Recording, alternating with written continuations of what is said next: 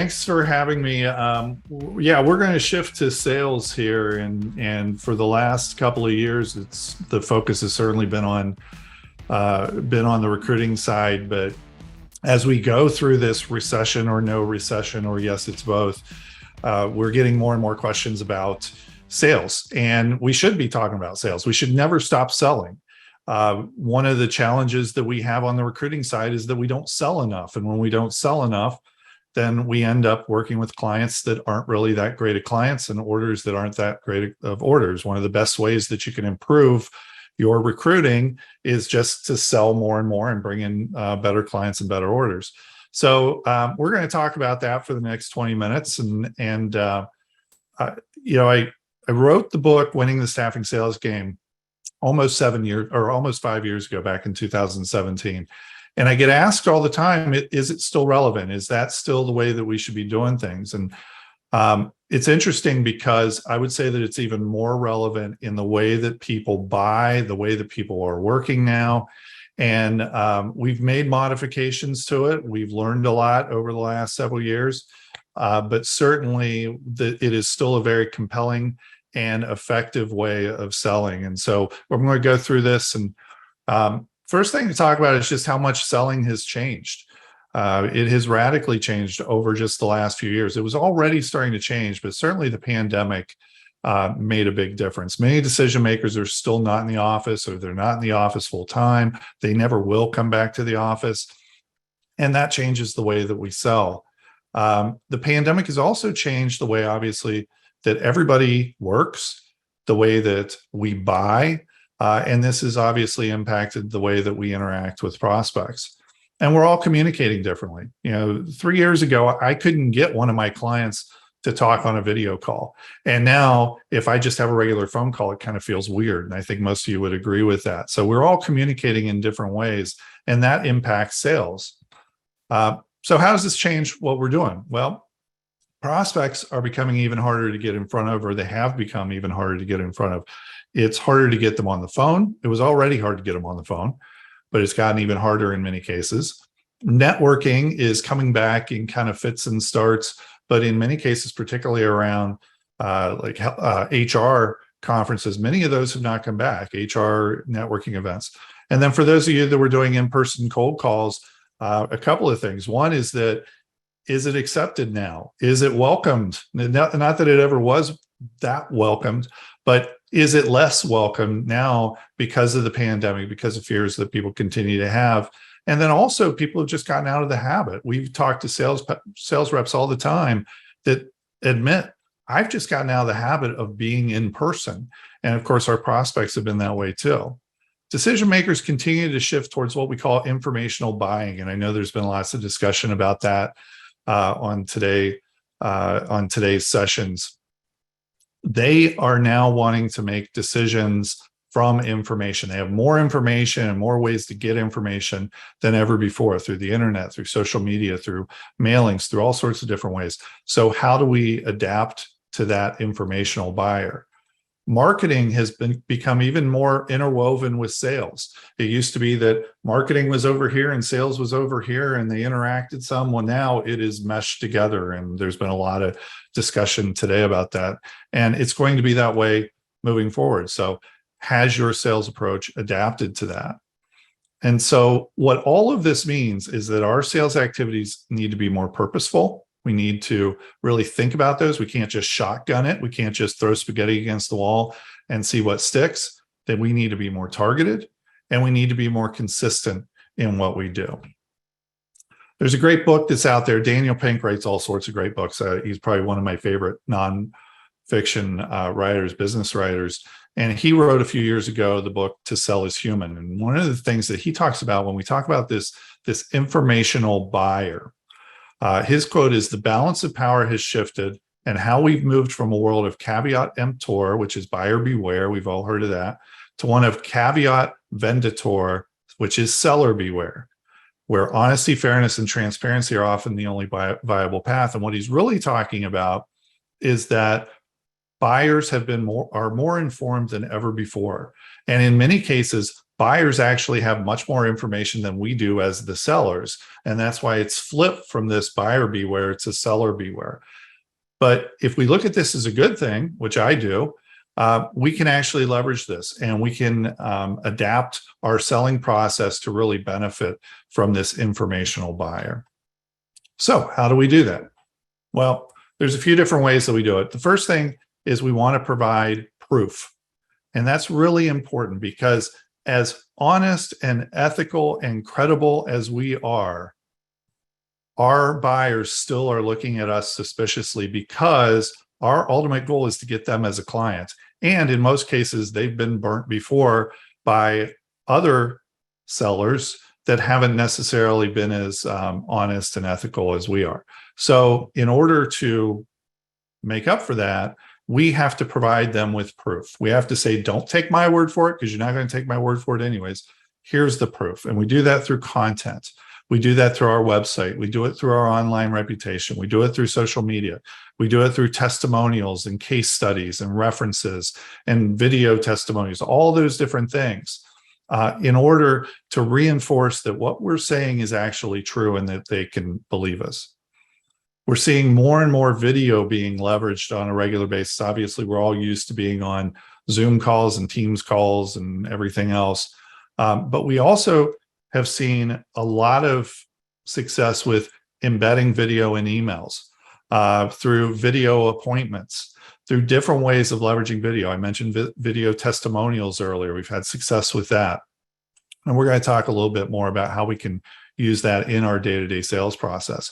And then we look into using alternative communication methods. Snail mail. People ask me all the time. I had the question that was asked just earlier this week by somebody about, should we use regular mail? And the answer is, anytime that most of your competition moves away from something, usually provides some opportunity. And I can tell you that most all of your competition has moved away from traditional mail. I get pushback all the time, and I guarantee there's people on this call right now that are thinking, really, mail? That's why you have to do it, because your competitors are not using mail as they should be. And so we'll talk about that in a little bit. And then also social media. Social media is much more saturated, but there's still all sorts of opportunities to be able to leverage social media, as well as email and phone calls. So it brings me to this overarching concept of sales is a game of chess, not war. And if we think of the game of war, it is a card game. And you have a deck of cards, you split it in half, and you got two people usually, and they're slapping down cards face up, and the high card wins. It's very transactional. There's no strategy. It is a winner and a loser. And it basically is a game of luck. Let's look at sales. Let's look at chess. Chess is a game of strategy. It is a game where you can't win on the first move, but you certainly can set yourself up for each subsequent move. You're thinking, if you're really good at chess, you're thinking 2, 3, 4, 5 moves down the road, as well as what they're going to do. That's what we really need to look at sales as. Sales is a process. We talk about the sales process. We can't be just looking at it as a transactional event. And I'll give you an example of why most people look at it this way. When I ask the question, what is your objective when you make a cold call? The number one answer I get is get an appointment. Number two answer is get an order. Number three answer is build some rapport, find out some information. And then I go back and I say, okay, what usually happens when you make a cold call, when you make a phone call? I get their voicemail. Nobody has ever said, I want to leave a compelling voicemail that is going to position myself for the next step that I take. But that's really what we need to be thinking about. We're not going to be able to win the whole thing in one phone call. In fact, 22 out of 23 times, we're going to get a voicemail. And so what we need to do instead is think about each part of it as a process that builds upon itself, rather than being a series of unrelated transactions, as most sales activity is. So that's why we need to look at sales as a game of chess and not war.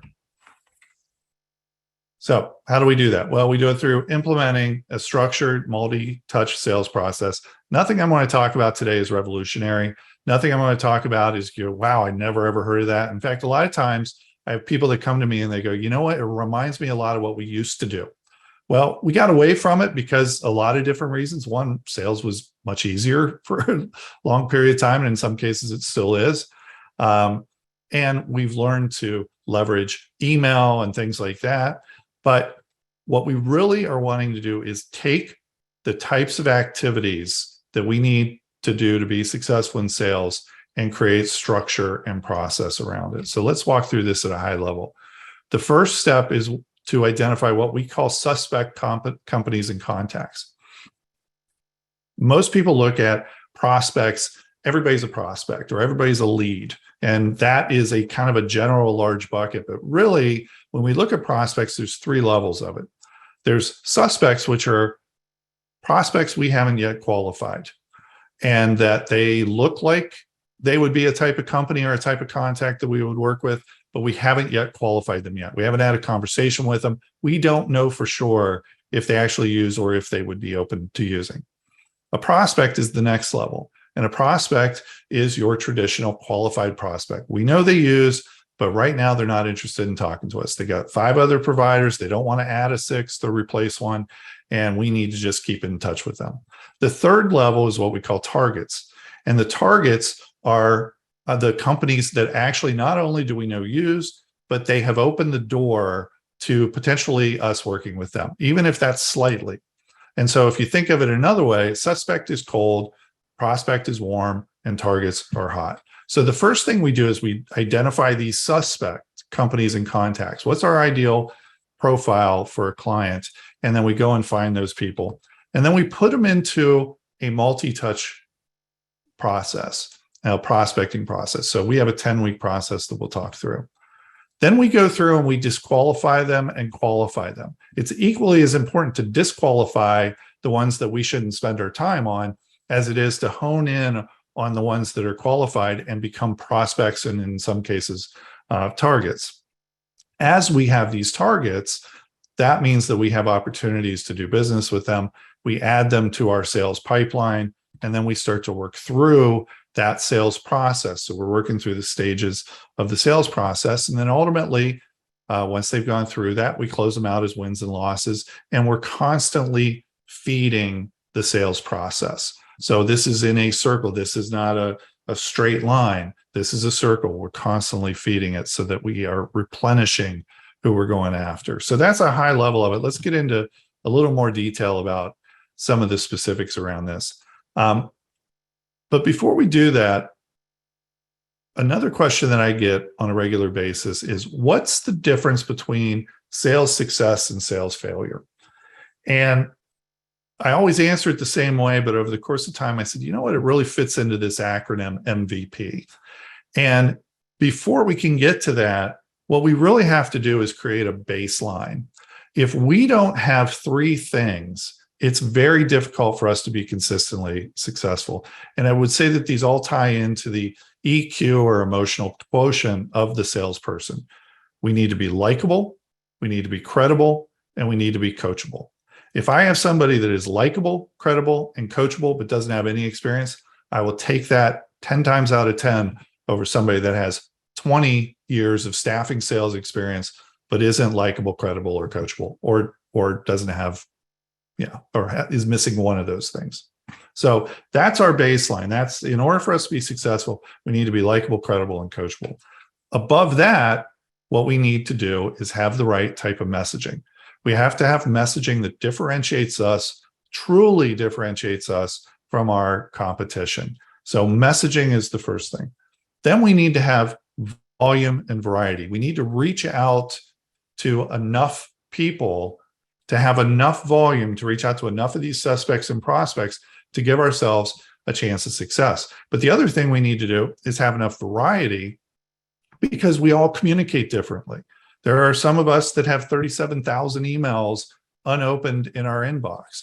There are others who haven't checked their voicemail in 2 years, and you can't even leave a voicemail. And we all have, some of you may fall into that category. but we all have people that we work with or that we sell to or that we have clients that fit into those categories. There are some people that will never return an email, but they'll return a voicemail. Some people that would never return a voicemail or even listen to it, and others that would return emails. So we just don't know. So we have to have enough variety of activity to be able to hit them the way that they like to communicate. And then the last is persistence. So not only do we have to have enough volume and reach out to enough people, cast a wide enough net, but we have to persistently reach out to them. We need to reach out to them enough to give them a chance to hear our message, to see that we're different, to become comfortable with us, maybe do a little research, and then ultimately for us to be able to have success. And so if we think about it, it's messaging, volume and variety, and persistence, and then on top of this emotional quotient of likable, credible, and coachable.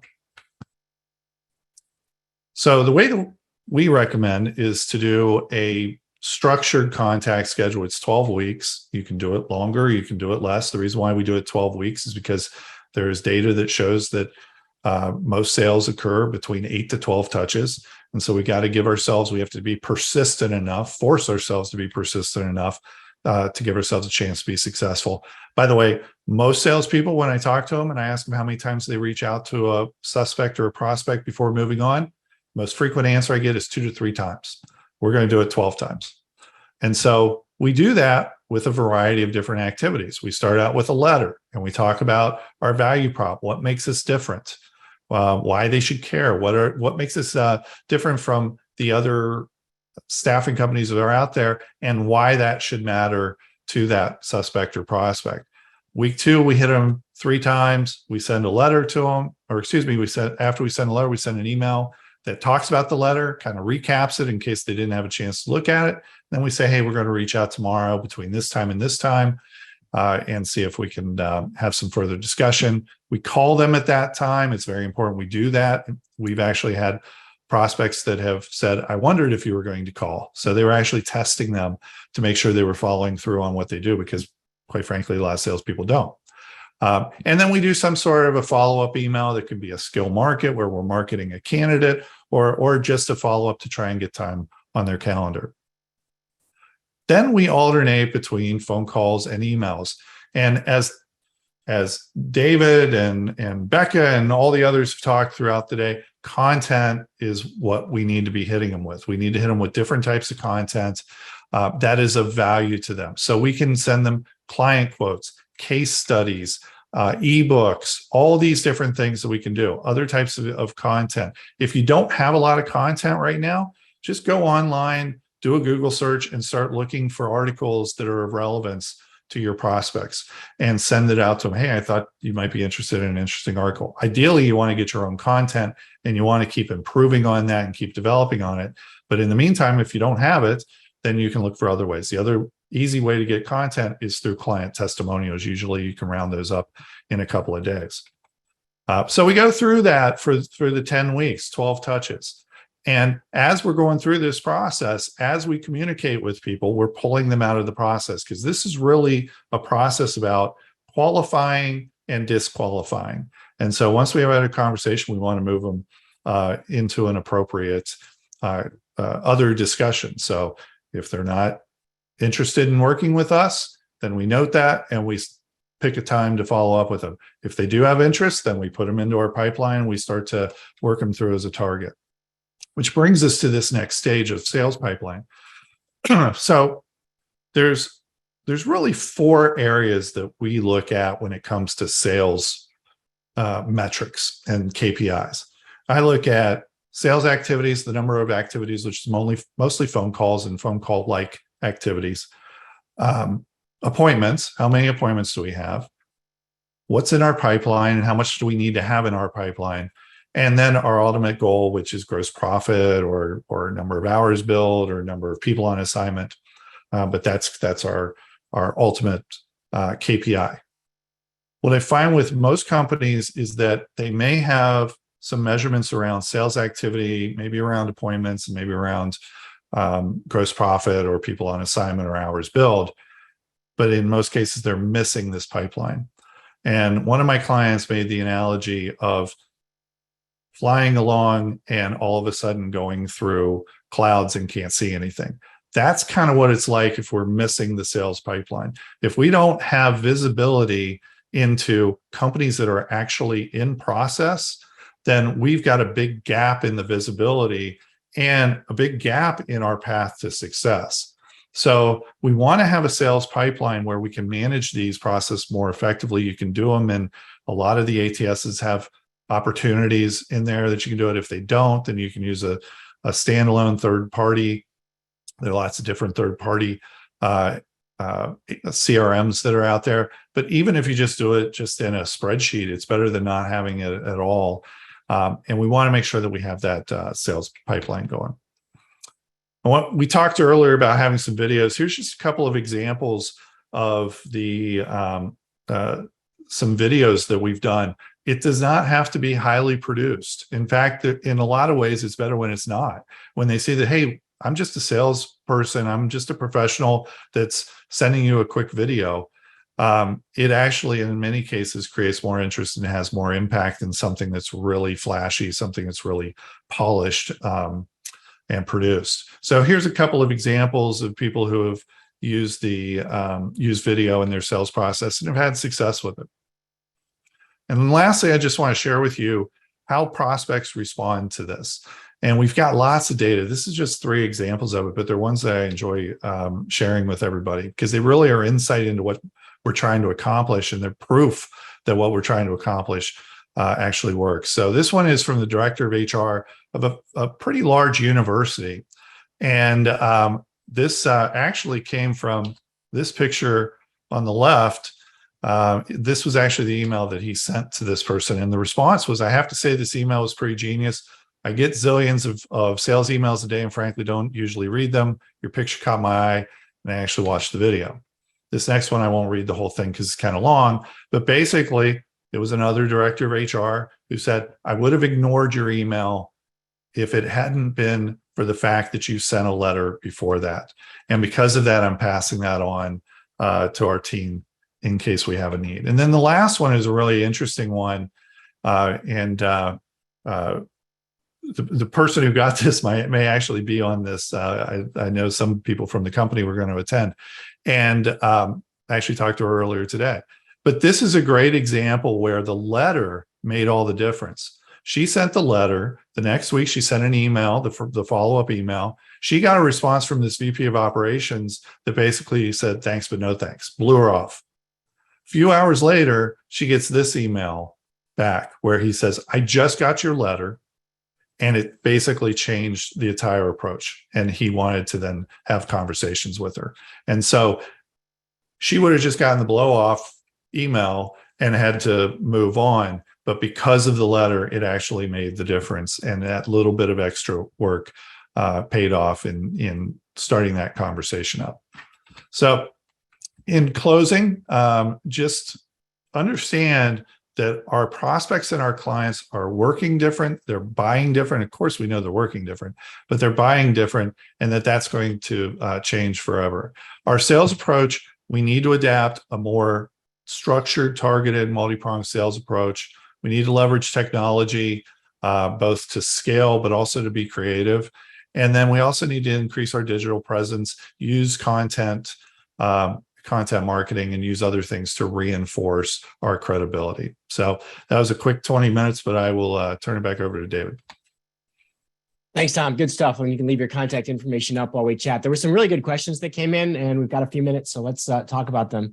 One's very practical. With everybody doing work from home, does snail mail still work? Yeah, I get this question all the time, and it's a great question. It does. It does. Companies, it's been 2.5 years. Companies have figured out how to route mail.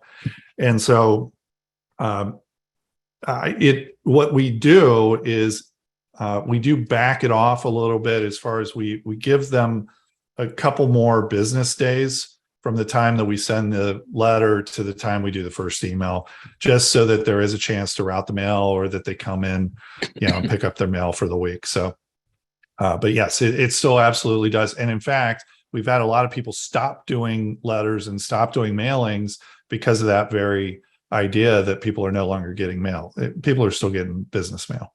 Yeah, Just we takes- we we takes a agree. little Like even in the heart of the pandemic, especially if you're dealing with a decision maker with P&L responsibility, they were paying their bills and they were getting their mail. That's right. Another really good question here: how can someone with no experience demonstrate credibility? So, okay, I'll give you the quick. I know we don't have a lot of time. Don't downplay your experience level. Understand that if you're working in the staffing industry, even if you've been in the staffing industry for a few months, you have a much broader understanding of your market and the talent pool out there than they do. Whoever you're talking to, is their knowledge is limited to that one company, or maybe they came from another company, so it's limited to two. You likely have access to dozens of different companies. So, don't downplay that. That gives you expertise. I would say that's the biggest thing. There's other things to do, but that's the quickest. Awesome. Well, Tom, thank you so much. We're going to wrap up questions here. If you have more questions for Tom, if you want to know more about the sales process, and if you want Tom's help with improving your sales, you see his contact information, check out his website, reach out to him. I've seen Tom present lots and lots of times, and he always has great ideas to share. And I know lots of clients who are thrilled with his services. So Tom, thank you very much. Thanks, David. Go Bills.